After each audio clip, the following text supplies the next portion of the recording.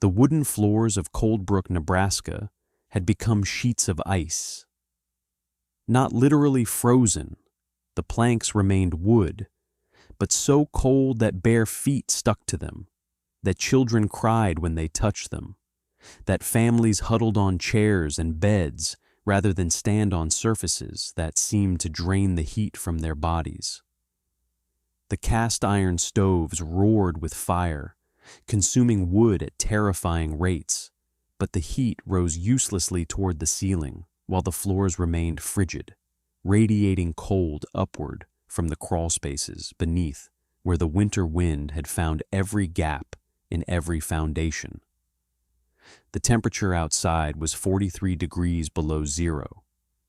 The temperature at ceiling height in most cabins was nearly 70 degrees. The temperature at floor level was barely above freezing and dropping. This was the fatal flaw of American construction that nobody had considered until it was too late. Raised wooden floors looked civilized, felt modern, separated proper homesteaders from the primitive sod dwellers who lived in the earth like animals.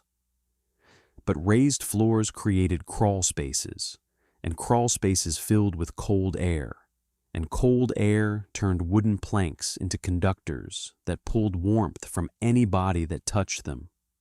By the third day of the cold snap, the first victims had appeared. Old Mrs. Garrett, found sitting in her chair with her feet tucked beneath her, dead of hypothermia, despite a fire still burning in her stove. The Johansson infant, whose cradle had been placed on the floor because it was the safest spot, found blue and still in the morning. Two of the Hutchins farmhands, who had slept on the floor of the bunkhouse because there weren't enough beds, never woke at all. The cold was killing from the bottom up, claiming anyone who touched those beautiful wooden floors for too long. But half a mile from town, in a cabin that sat 3 feet lower than any other structure in the county, Ilse Brenner walked barefoot across packed earth that was warm to the touch. Her floor was not raised above the ground. It was sunk below it, dug into the Nebraska soil to a depth where the earth itself provided warmth that no winter could steal. While her neighbors froze from the feet up, Ilse stood in comfort, her sunken floor maintaining a temperature that never varied more than 10 degrees summer or winter. They had laughed at her floor for 2 years. They had called it a grave, a pit, a hole that no civilized person would live in. They had watched her dig 3 feet down before laying a single log of her walls, and they had shaken their heads at the German widow who wanted to live like a badger rather than rise above the earth like a proper American. Now their raised floors were killing them, and her sunken floor was the only warm surface in the county. Her gray mare, Heidi, nickered from the stable built into the hillside behind the cabin, also sunken, also warm, also benefiting from the earth's constant temperature. "They laughed at my pit," Ilse said quietly, in the German her mother had taught her. "Now we see who is in the grave." She began loading blankets onto her sledge. Tell us in the comments where you're watching from today. Whether you're in the frozen plains, the mountain valleys, or somewhere the cold rises from the floor itself, these lessons of frontier wisdom are timeless. And if you haven't already, subscribe so you don't miss what happens when the only warm floor belongs to the woman they called primitive. Ilse had come to Nebraska in the spring of 1884, following her husband Wilhelm from the alpine villages of Bavaria to the promised farmland of America. They had been married 7 years by then, had raised 2 children who died of scarlet fever in the old country, and had decided that a new world might bring better fortune than the one that had taken so much from them. Wilhelm had been a carpenter, a man who understood wood and joinery and the construction of buildings that would stand for generations. But he had also been raised in a region where winters were brutal and fuel was precious, where the old people still remembered the techniques that had kept their ancestors alive before modern conveniences arrived. His grandmother had lived in a house with a sunken floor, a building where the living space was dug 3 feet below ground level, where the earth itself provided insulation and warmth that reduced fuel consumption to a fraction of what raised floor houses required. "The earth is 55 degrees," Wilhelm had explained to Ilse during their first winter in Nebraska, when they were still living in a tent and planning the cabin they would build. "Always 55, summer and winter, once you get deep enough. A floor built on the earth shares that warmth. A floor raised above the earth loses it." He had died in the summer of 1885, thrown from a horse that spooked at a rattlesnake, his neck broken before he hit the ground. Ilse had buried him on the ridge above their claim. In a grave she dug herself through soil that was still soft from spring rains. She had been alone ever since, alone but not helpless, carrying the knowledge that Wilhelm had shared and the determination to build the home they had planned together. She had begun construction in the autumn of 1885, and she had begun by digging. If you're enjoying this story, hit that hype button right now. It's free, takes a second, and helps this video reach more people who need to see it. Now, back to the story. The people of Coldbrook had noticed her project immediately, and they had not understood it. Aldous Pemberton was the largest lumber merchant in the county, a man who had made his fortune selling the raised wooden floors that every proper American cabin required. He was a tall, silver-haired figure who dressed in Eastern fashion regardless of the Nebraska weather, and who considered himself the arbiter of all things civilized in the frontier community. "The German widow is digging a grave for herself," Pemberton announced at his lumber yard one afternoon in September 1885, where settlers gathered to purchase building materials and exchange gossip. 3 feet down into the dirt before she starts her walls. I've seen sod houses, we all have, but this is something else. She's building a pit, a hole in the ground that she intends to live in. The laughter had rippled through the yard, the easy mockery of people who needed someone to feel superior to. "Perhaps she misses the caves of the old country," suggested Luella Pemberton, Aldous' wife, who had accompanied him that day. "I've heard the Germans lived in forests like animals before they became civilized. Perhaps Mrs. Brenner is simply reverting to type." The mockery had spread through Coldbrook like a winter wind. The German widow was building a hole to live in. The immigrant who couldn't accept American progress. The primitive who wanted to burrow into the earth rather than rise above it like civilized people. Ilse heard the mockery and said nothing. Her English was adequate but accented, and she had learned that accents invited condescension from people who spoke only one language. More importantly, she knew that argument would not convince people who had never experienced what a sunken floor could do. Only winter would teach them, and by then it might be too late.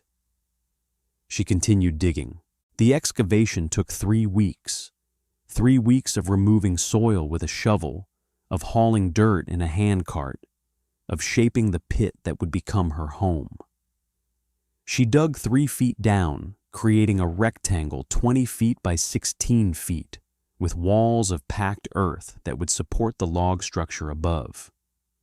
The floor itself was the native Nebraska soil, compacted hard by her own feet, level and smooth and connected directly to the thermal mass of the earth beneath. The walls she built above ground were conventional enough. Logs chinked with clay, nothing unusual, nothing that would attract attention.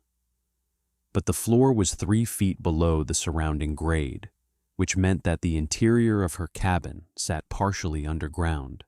embraced by earth on all sides to a height of 3 feet. She finished in November, moved in before the first snow, and lit her stove for the first time in the home she and Wilhelm had dreamed of building together. The difference was immediately apparent. The floor was warm. Not warm like heated stone, but warm like the earth itself. A constant, gentle warmth that rose through the soles of her feet and never varied regardless of what the weather did outside. The air temperature was easier to maintain because the heat from her stove was not fighting against a freezing floor that pulled warmth downward into a cold crawl space. The fuel consumption was remarkably low, perhaps half what she had expected, because the earth was contributing its own warmth to the system. If Wild West Retribution has become part of your week, consider joining the channel membership. Just a couple dollars a month keeps these stories coming. Links below, and hit that hype button if you haven't already. Now back to the story. The first winter passed without incident, and the people of Coldbrook barely noticed that Ilse's cabin had performed any differently than their own. The winter of 1885 to 86 was moderate by Nebraska standards. Cold enough to be uncomfortable, but not cold enough to reveal the fatal flaw in raised wooden floors. The second winter told a different story. January 1887 brought cold that the old-timers called unprecedented. A polar air mass descended on the Great Plains with temperatures that plunged to levels the settlers had never experienced, that froze the mercury in thermometers, that killed livestock in minutes and threatened humans in their own homes. The cold was not merely severe, it was exploratory, finding every weakness in every structure, penetrating every gap and crack and vulnerability that ordinary winters had overlooked. The raised wooden floors revealed their weakness on the second day. The crawl spaces beneath the cabins of Coldbrook had always been cold in winter, but settlers had never given them much thought.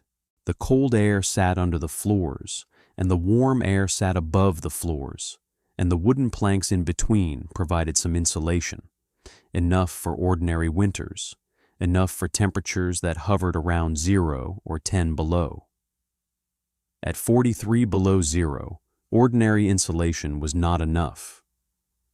The wooden floors began conducting cold upward with terrifying efficiency. The crawl spaces became reservoirs of cold that no amount of heating could overcome. Families who had always walked barefoot across their floors now found that standing on the wood for more than a minute produced numbness, then pain, then the beginning of frostbite in their own homes.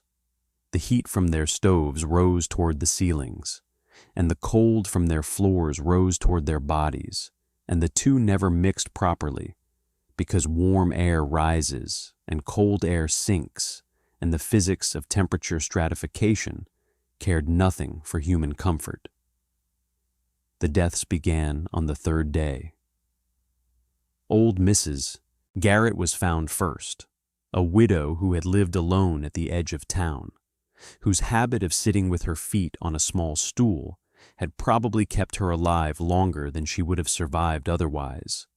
But she had needed to walk to her woodpile, had needed to stand at her stove, had spent too many minutes on that frigid floor, and lost too much heat through her feet.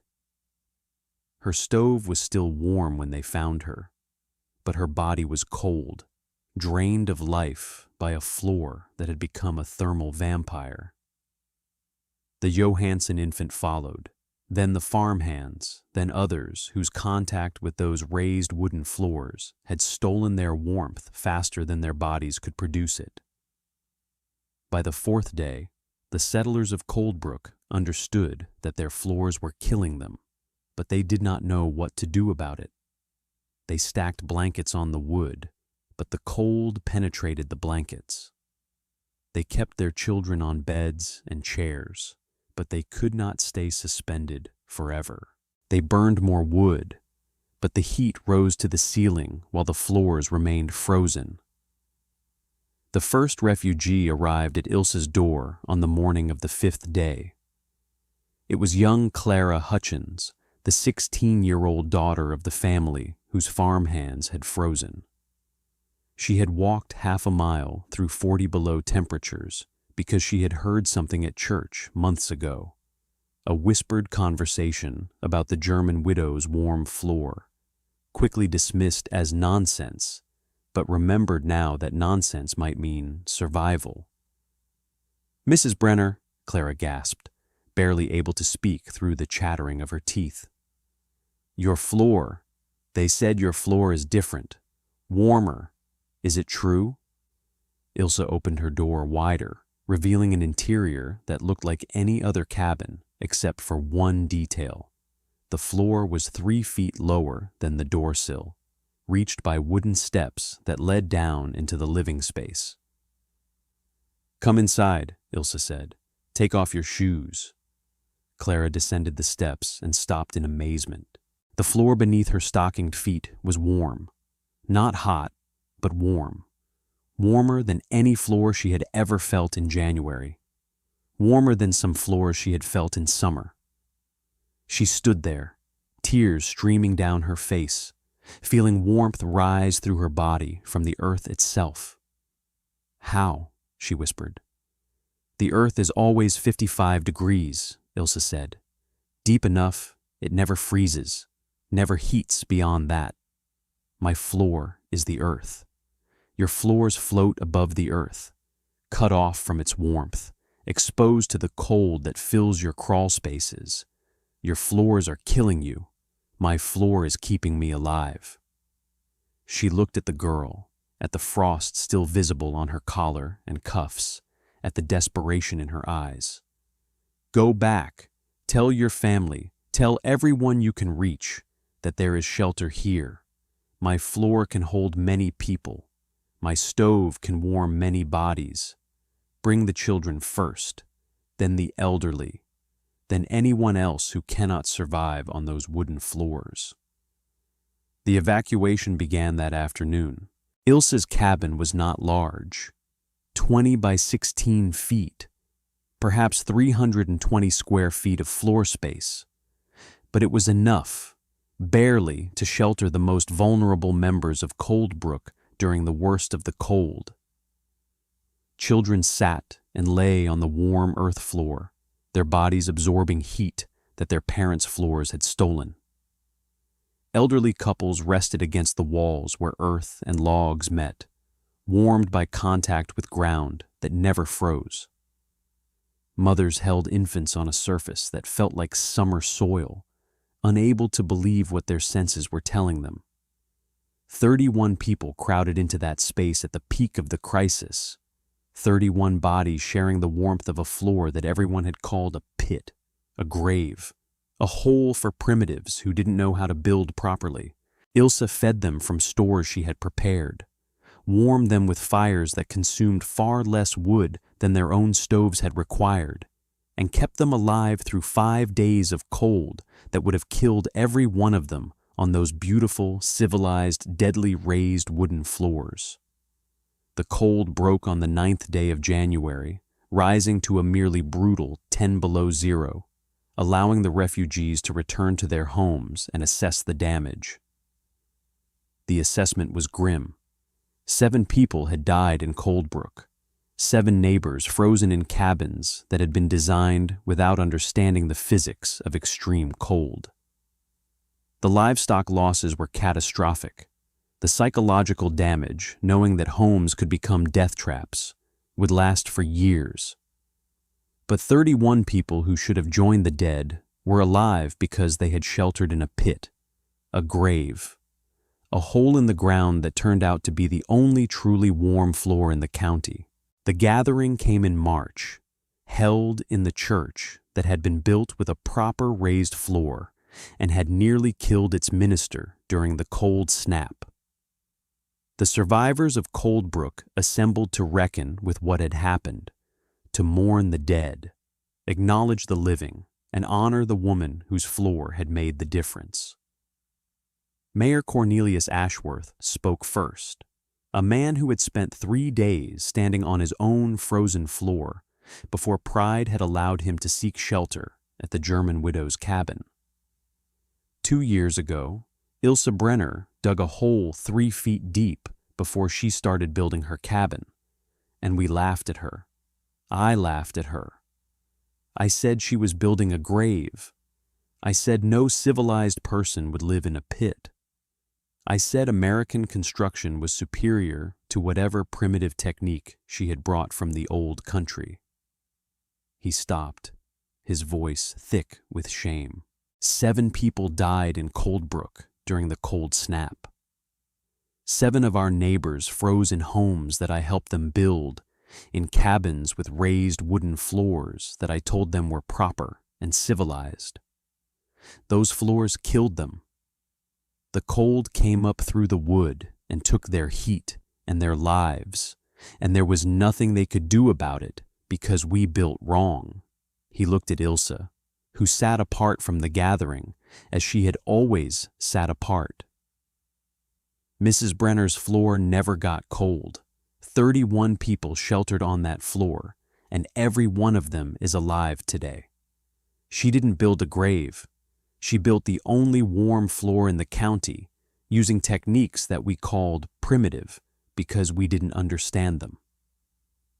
Aldous Pemberton rose next. The lumber merchant whose fortune depended on selling raised wooden floors, who had led the mockery of Ilse's sunken construction, who had compared her to an animal reverting to type, stood before the community with the ashes of his certainty visible in every line of his face. "I sell floors," he said simply, "raised wooden floors, the kind that killed 7 people this January. I sold those floors to every family in Coldbrook. I told them it was the civilized way to build. I told them Mrs. Brenner's method was primitive, backward, beneath the dignity of Americans." He paused, unable to continue for a moment. "I was wrong about everything. The primitive method works. The civilized method kills. My floors, the floors I profited from, the floors I convinced you all to buy, they froze the heat out of your bodies while you stood on them. Mrs. Brenner's floor kept her warm because it was connected to the earth, because it used the earth's own temperature instead of fighting against it." He turned to face Ilse directly. "I mocked you to sell lumber. I called you an animal to protect my business.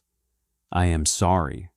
I don't know how to make amends for the people who died on floors I sold them.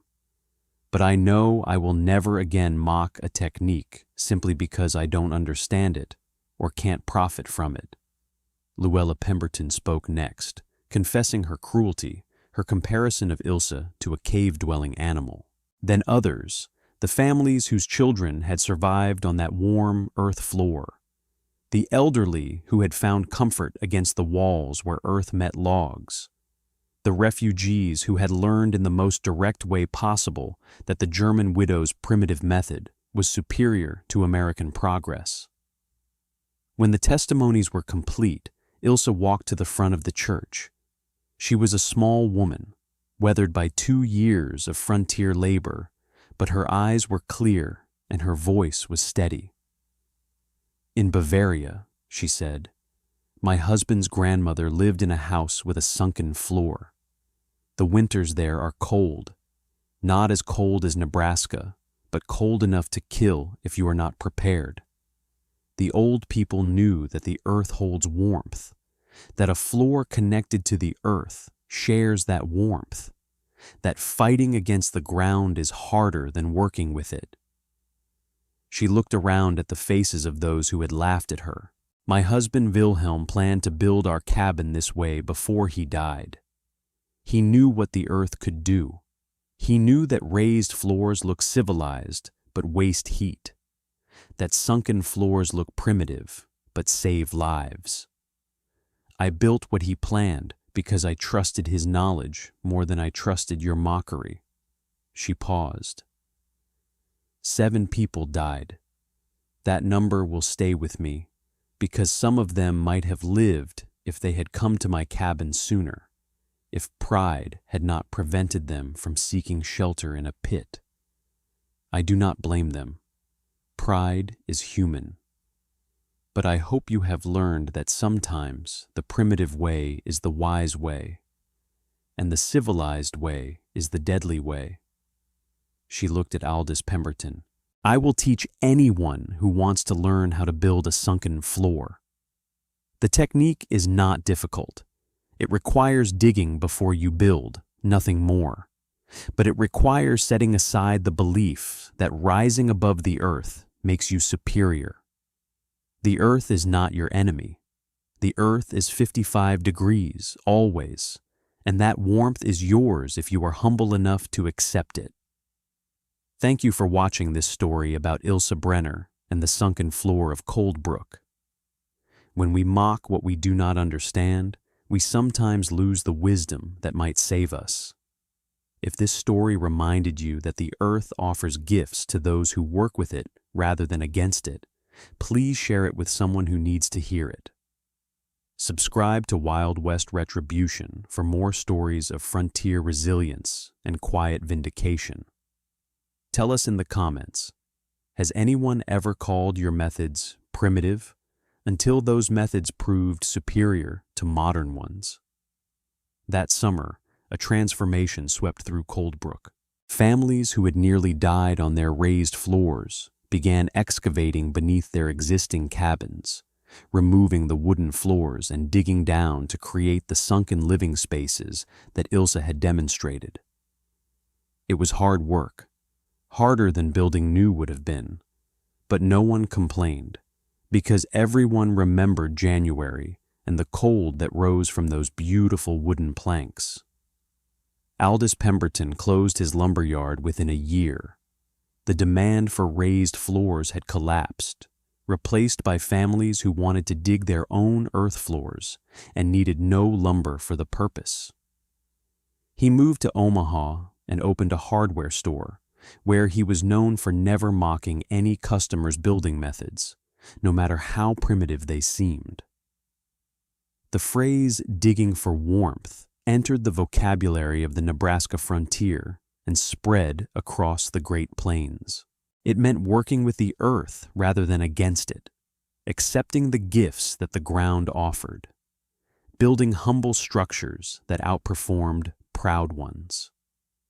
It was spoken with quiet respect, as if the speaker understood something about construction that could only be learned through nearly freezing on a civilized floor. Ilse Brenner lived on her homestead for another 42 years, passing in the winter of 1929 at the age of 74. She never remarried. Wilhelm had been her only love, but she was never alone after the cold snap of 1887. The community that had mocked her became a community that honored her, and the children who had survived on her warm floor grew up knowing that the quiet German widow had kept them alive when nothing else could.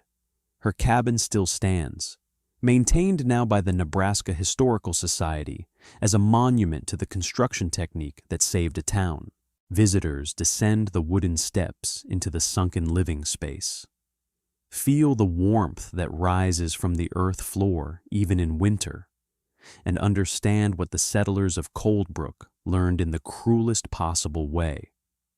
Above the door, carved in letters that Ilse added in the years after the Great Cold, is an inscription in both German and English. Die Erde hält warm, the earth holds warmth. Her husband Wilhelm, who had planned this cabin before the rattlesnake took him, would have recognized the truth in those words and smiled to see how many lives his knowledge had saved.